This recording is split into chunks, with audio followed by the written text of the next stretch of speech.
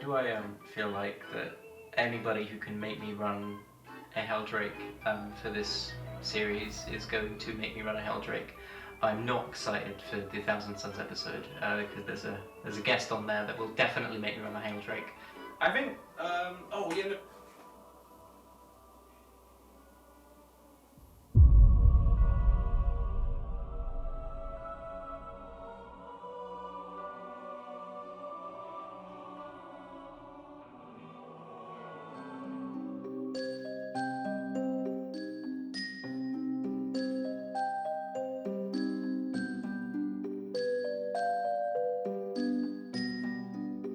It's wizard time! I have the bald man here. It's me. Is it he bald? Yeah, Paul. Yeah, bold equals wizard, I think. Is that how that works? That is, I guess. You need a pointy Sure. hat to cover your baldness. Yes. Yep. All right, you can do that in post. Have fun.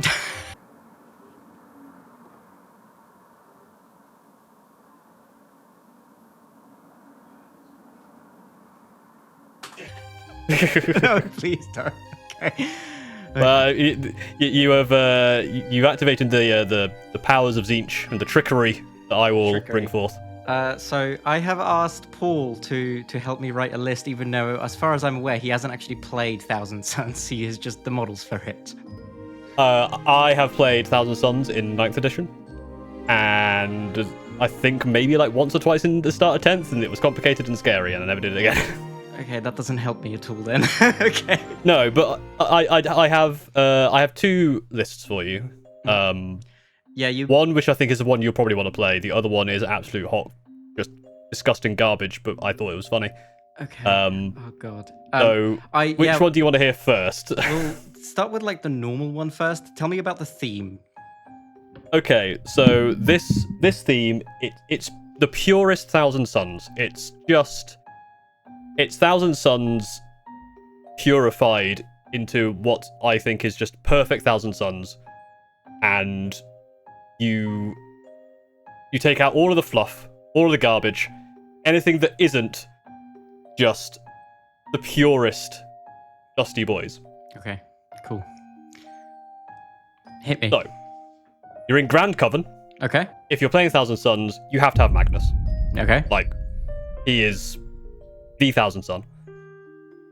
Okay. They got Magnus, and you gotta have his right-hand man, Araman.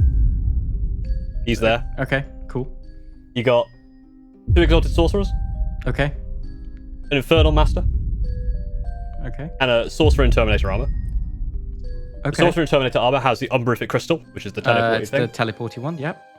Yep. The Infernal Master has the Eldritch Vortex of Apth, which is the thing that gives +1 strength and damage, I think.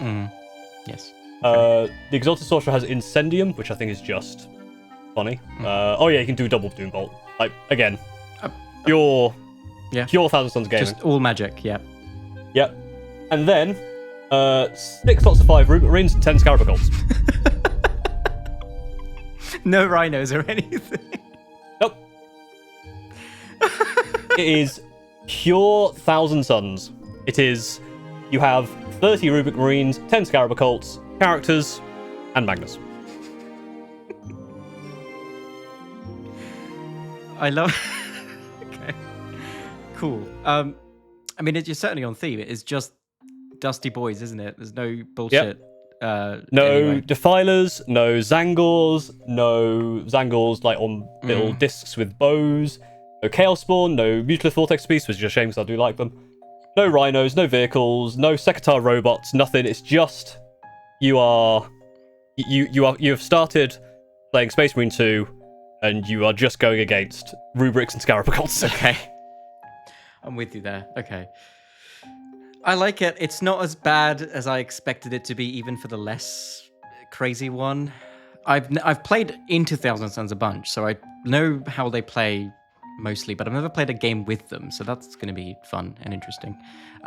What is your other list, dare I ask? Okay, so my other list is called Bertie's Big Birds. Okay, I can see where this is going. It is Change Hosts of Deceit and Ritual of Regeneration. Okay, cool. It is Magnus again. He's a big bird. Okay. Kairos Fate Weaver. Mhm. He's a big bird. 2 Laws of Change. They're big birds. Mhm. 3 Hell Drakes. Fuck off! Because they're big birds. And there's 100 points left, so you get Araman as well. What's the disposition options? Purge or Recon. Oh my god! So probably Purge. Probably. I don't know. The Helldrakes are quite fast, aren't they? So you could, I guess, do recon. I don't know. Yeah, but also I guess this is what 8 units, and in fact 8 models. So yeah, so it's good for purge, isn't it? So Yeah. and But bear in mind, Helldrakes have no OC. yeah. Oh god. Yeah. To be fair, just to make sure that to get you up to 2,000 points, one Lord of Change has Nether Shriek Mind Eater, which is at the start of your shooting phase, select one enemy unit within 12, and if they fail a battle shock test, they suffer 3 mortal wounds, which is quite nice. Yeah, that's not bad. And the other one allows you to select up to 3,000 Suns units from your army and redeploy them. So you can redeploy your Helldrakes if you want. I could put them all in strat reserves because they don't have deep stroke. I don't think the Thousand Suns would have deep stroke either. They do not. So- Whilst a friendly Scintillating Legion Psyker is within 6 inches of any of your Thousand Suns units, they have the Kabbalah Sorcerer, so they get to use their. They can psychic do power. spells and stuff. Yeah, I know that. That one got updated. You know which one I'm going to play. This one, right? Yeah, the bird one. Oh yeah. I wanted to give you the choice because obviously one of them is like the pure Thousand Suns experience. This one is just absolute, just hilarity memes. Also, I feel like getting Helldrakes in there is just funny. Yeah, I was genuinely considering telling you, please don't make me play triple Helldrake, but you know what? The reason I didn't send you that message is because I thought you would do it, and I thought correctly. And Yeah, I did think that's like triple Helldrake is funny, but also like it's not the most out there thing because I think everyone will go, "Oh, triple Helldrake funny." That's why I gave you. That's why I'm giving you the option. That's why it's your fault if you go that path. I didn't want to just give you the one option and go, you have to use 3 Helldrakes. So it's like, your choice to go 3 Helldrakes, not mine. Okay, you built the list though. Like, I built you 2 lists, and you get to choose. If you don't want to do triple Helldrake, the other list is there for you. okay, The pure Thousand Suns gaming. but at the same time, playing the other list is just funnier. So, But there you go. I mean, this is the content creator gambit you've got to play, right? Do you play the funny list, and even though I'm the one who made it and presented it to you, technically it's your own fault in a sort of Zinchian way that you are to blame for the triple Helldrake, not me? it very much is a Zinchian Or do you go for thing, the other isn't it? one Yeah. where it is more Thousand Suns? But then I tricked myself into getting less engagement and views on videos because it's not as funny of a list. So Exactly. yeah, okay. Well, I know what I have to do, but I don't know if I have the strength to do it, Paul. Yeah.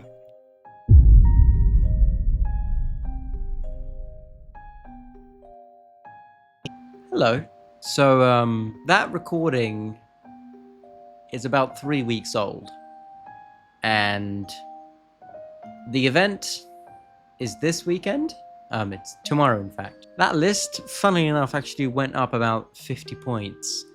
So, yeah, not because of any Thousand Suns units. The Thousand Suns units that I actually have in the list are the same points as before, but the Lords of Change have each went up 20 points. Kairos Fate Weaver has also gone up 10 points. So the list itself has gone up 50 points. And, well, since GW is stupid, the list is no longer legal. So I can't play Araman. And in order to keep the theme of the list, I think Araman has to be cut. I'm sorry. As funny as it would be, it is the thing that needs to go. The list itself is actually going to be slightly better because we're going to replace Araman with 3 Bogoats. They're enlightened Zangors on discs. Bogoats. Everybody calls them Bogoats. That's what they are. They're little goats. And that is 55 points for 3, and we're going to switch the Ritual of Regeneration for Servants of Change. Servants of Change buffs mutants. The only mutant that we have is the Enlightened on Disc. Because that way there is one strat that I can use on them, which is Advance in Action, which for Reconnaissance might actually be decent. Or fall back in action, but they'll probably die if anything charges them.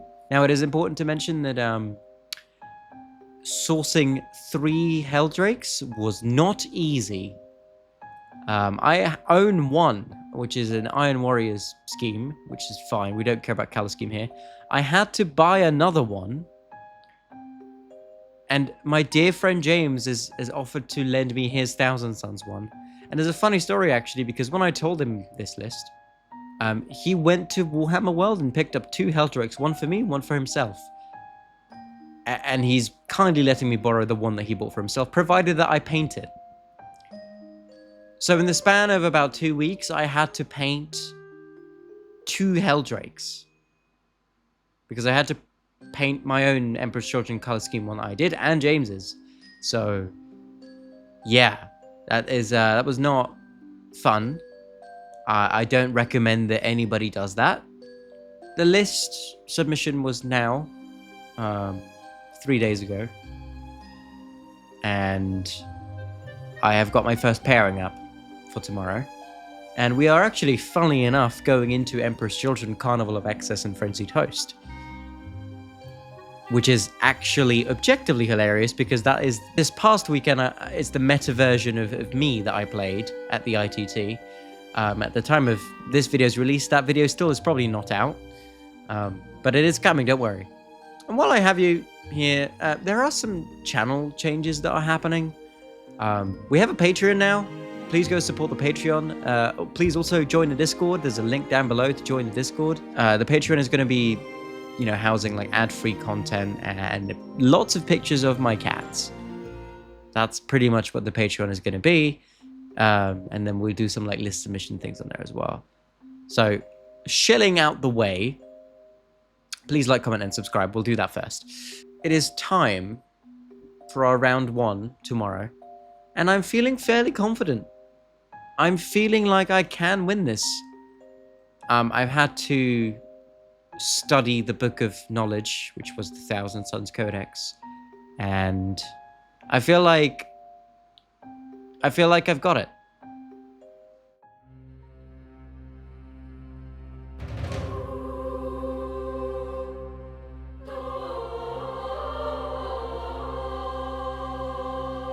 So we are here on the green screen. Hello everyone, welcome to the green screen. Let us talk about this one. So here is my opponent's list to start off with. It is quite a simple Emperor's Children Carnival list with Fulgrim, a Keeper, Shalaxi, Defiler, Possessed Blade Lord Exultant, and the rest. Some Fiends are nice there, but at the end of the day, I played this list very, very competitively just last weekend. Well, not this list, but I played Carnival of Excess and Frenzied Host at the ITT in a very highly competitive sense. Even with the downside of playing with 3 Helldrakes, 2 Lords of Change, Magnus, and, well, there's not a lot of downside actually, but playing with, 3 Helldrakes, I had a plan going into this. It was recon versus recon, so I had to kind of go push out early and then do actions and objectives every turn. Deployment looked like this, and then turn 1 looked like this. It wasn't a guaranteed win because of the downside of me having 3 Helldrakes. So walking up to the table, I said, look, I'm playing this. I don't usually play Thousand Suns. I had to keep referencing the spells. He knew Thousand Suns quite well, actually, and he was a great opponent. Round 1, I just sent up the only unit of Exalted Zangors that I have. Or Enlightened Zangors? It's Enlightened Zangors, isn't it? It was here that I realized that the Helldrakes are excellent distraction carnifexes. So I played them quite aggressively. I shoved the Helldrakes down his throat and made him deal with it. So he did go first and got forward position turn 1. And then he had Fiends, and he took both expansions with his Fiends, and then I sent a Helldrake in response. And I killed Fiend and a half. I made him deal with the Helldrakes. I just shoved them down his throat. I just kept feeding him Helldrakes until he exposed everything. Round 3, there was an interesting play where he ingressed Shalaxi. I'm hoping to get a charge off on Kairos. And the reactive move saved Kairos' flat, feathery ass. This was an interesting game because it showed me that, well, Thousand Suns is actually, you know, if played well competitively, is actually a pretty fun army to play with the double move spells and the reroll hits and the Doom Bolt. And the AP didn't come up because it was mostly demons anyway, and it was AP2 of most everything, so it didn't really matter. What I did was paired a Helldrake up with each chicken, and then I was flush with CP the entire game because of Kairos' CP generation. Oh yeah, key stratagems in this you know, Scintillating Legion army is, well, and the Servants of Change is the advance and shoot that Zangors are able to get. That came in very handy quite a few times. The uppy downy on the chicken, I use that every single game for multiple turns. The -1 to hit pretty much every shooting phase in every game. The reactive move, very, very good on the Lords of Change and Kairos. Just reactive moves are great, where especially when they're going to be wanting to charge or come near your chickens. I realize people don't expect the big birds to have a reactive move, but they do. So these are the key stratagems that came up in most every game. And round 1 was very fun. Like I said, going into Emperor's Children, I felt like I knew his army a little bit better than he knew mine. Mainly because I have so much experience with Emperor's Children, and that's nothing against him. He played it really well. It's just that I was able to exploit the fact that I knew his army really, really well, because it is my main army. The highlight of the game was one random Shalaxi with the Lord of Change, who spiked up on the sustained massively, winning her on 4s. And then Magnus was free to shoot a Rhino. Magnus shot the Rhino, and then the contents of the Rhino piled out, and another Lord of Change was able to shoot the Possessed Blade Lord Exultant squad and wipe the entire squad.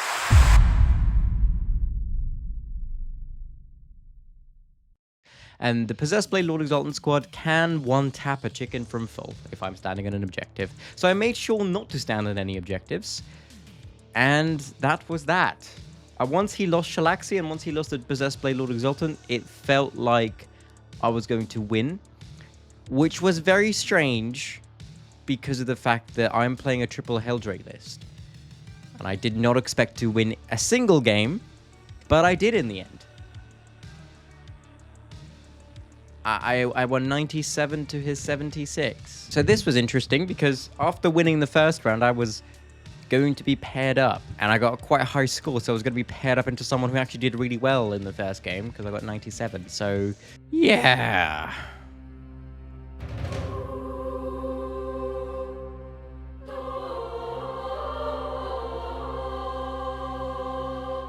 Round 2 was Admech.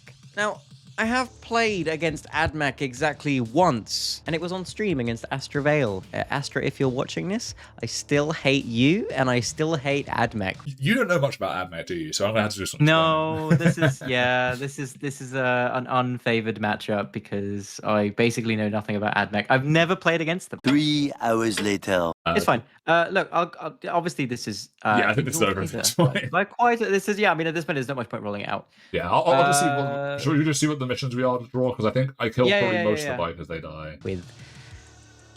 With every bit of my soul, especially Cool, and especially the last chickens. So, round 2 was into Admech, and here is the Admech list. I don't know Admech. I don't know if this is meta at all. I know the detachment is pretty good.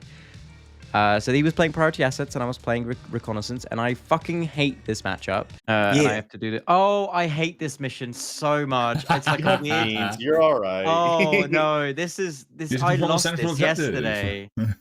No, this is not recon. Whoever wrote this did not have recon in mind. This is like leftover from Taken Hold, and I absolutely despise priority assets recon into priority assets, because you kind of have to play Taken Hold and purge the foe and be kind of everywhere at once as well. It just doesn't work for recon. I don't like it, but I had to play it and I had to make the most of it. So going into it, once again, I put some mutants out, and I put some mutants out to hold my expansion. Yes, I think I did that, yes. And then what I did after that is shove the Helldrake in his face, because that's exactly what this list is good at doing, is just chucking Helldrakes at people. There's a very funny thing you can actually do, which is, with this list, if you put Kairos Fate Weaver and a Lord of Change and 2 Helldrakes in reserves, you can then use the redeploy that I have on the other chicken to put Magnus, the other Lord of Change, and the Zangors into reserves, and you can start the game with only the single Lord of Change on the entire board and everything else in Deep Strike, or Strat reserves for that case, but, you know, reserves. Did I ever have the balls to do this? No. Would it have been funny? Yes. Do I regret not doing it? Yes. I should have done that. Round 2 or 1 or 2 or 3. I regret not doing this, and I'm never going to play this list again, so maybe for a joke. Maybe on stream. Maybe I'll play it on stream. Against Paul specifically, so that he knows the pain of having to deal with 3 Helldrakes. I know you're watching, Paul. You know what you've done. You've started something. Anyway, Adeptus Mechanicus, I shoved the Helldrake into his face, and he was not happy about that. Turns out, if you keep chucking Helldrakes at people, they don't really like it, because it's a T9 12 wound 305 up model that they now have to deal with. And the Overwatch is actually kind of nasty with D6 plus 3 at damage 2, AP 2 for 1000 suns. Stroke 6 as well. So he had to stay out of Overwatch range. And there was a funny interaction here where I shoved the Helldrake up to threaten his expansion where Cool was. And he brought in some last chickens from Strat reserves. And then he had to try and avoid the Overwatch here with the Helldrake, but ultimately couldn't do it if he didn't want to expose Cool. There was a whole thing around that. I let him do a big take back so that Cool wasn't exposed, which was completely fine. It was, you know, he played by intent to not have Cool exposed turn 2 for a last chicken. My Lord of Change to be able to shoot Cool. We sorted it out in the end, and he ate the Overwatch on his Skitari. I do not know AdMech units at all. The battle line unit, the OC2, that is Skitari, right? I would assume so. But anyway, I hate last chickens with a passion because they killed my bird. And then I put Kairos and a Lord of Change into Belisarius, Mr. Belisarius. No, Mr. Cool, actually. And I left him on 1 wound. I also had to kill the things around him so the alone up goes away, which was successful. But I left him on 1 wound, and because I left him on 1 wound, he was able to pick up both Kairos and the Lord of Change that was staring at him. And he had to move far enough away to get into alone up where I couldn't overwatch him with the Lord of Change. And I've never been so mad that Call, or any unit for example, was alive on 1 wound, because he still had Oath. And if Call was not alive, he wouldn't have dealt a flat 6 damage on the Melter to my Lord of Change staring at him. Because he could shoot him, but he couldn't overwatch Call. And I've never been so annoyed. But it was all in jest because the next turn he just continued to pick up my entire army, leaving only Magnus alive. And a Helldrake, I think, at the back. Maybe that Helldrake also died. Anyway, only Magnus was alive turn 4. And I tried to pick up as much as possible. But he just full sent into all of my army, and this is the weakness of the army. If you just full send into me, I don't really have an answer. I just get either tied down or destroyed. Because I just don't have an answer if I get tagged in melee. 4-up invulns only take you so far. But at the same time, I had a lot of fun during this game. I got to know AdMech a little bit better. And yes, I consider this a part of the journey on finally beating Astra against his AdMech. So I consider this a win for experience. I'm not salty. And so I lost this game 69-100. It is a moral win because I got exactly 69 points. And as a filthy Slanesh player, that is a win in my book. But something I learned about this game is that I hate the recon prior mission for the recon side even more. This list can do 1 action a turn maximum. Even that is a bit of a stretch. But to be fair, I was expecting to lose, but there was a glimmer of hope that I was going to win that one. And to be fair, the differential wasn't even that bad. 69 to 100 is 31 point differential. Haha, I can do maths too. And it's more than I expected with the triple Helldrake list. Turns out that 2 Lords of Change, Kairos Favor, and Magnus actually can do damage and actually make your opponent wary about things.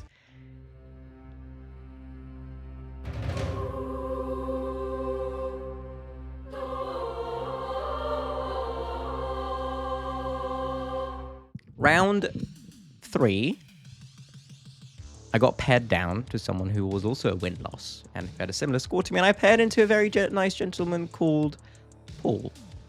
Not that Paul, a different Paul. And he was playing triple Catan Necrons. And I was actually, at the end of this day, for the final game, I couldn't really give less of a shit if I won or lost anymore. So here is the gentleman's list over here. You can see the triple Catan there, very, very nasty. Once again, went into this game with him being very, very wary of how fast the Helldrakes and Magnus and the Lord of Change can move. And I didn't tell him because I didn't want him to just have an auto win that easily. But I could have told him that if he just full sends and rushes into me, I do not have the capacity to respond fast enough. Especially if I get tagged in melee. Then it's kind of game over because then I'm just kind of stuck in place while he runs away with the score.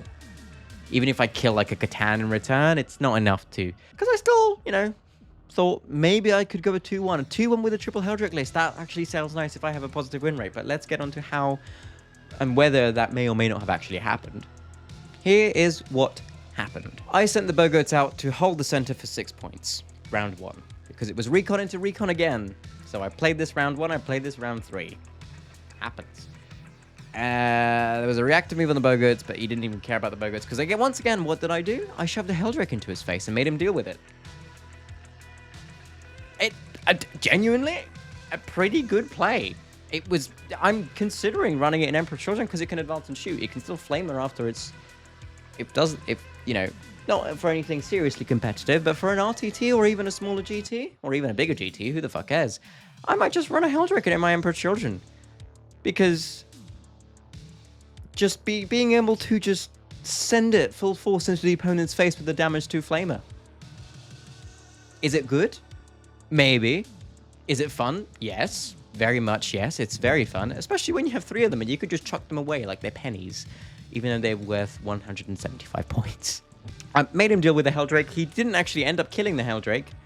And so what did I do? I sent Lords of Change and more Helldrakes. Magnus didn't come out. Kairos didn't come out. He did actually end up picking up the Helldrake in round 3 with the Night Scythe and the Immortals in the Night Scythe. That is a nasty fucking trick, you Necron players. But anyway, round 3, I thought, cool, I'm going to try and kill a Catan. There was a bit of tactical play in mind because I wanted to take the objective from him, take his expansion from him. But I more or less also wanted to see whether or not this list can kill a Catan. And turns out, if you fire 900 and something points at a Catan, it will die.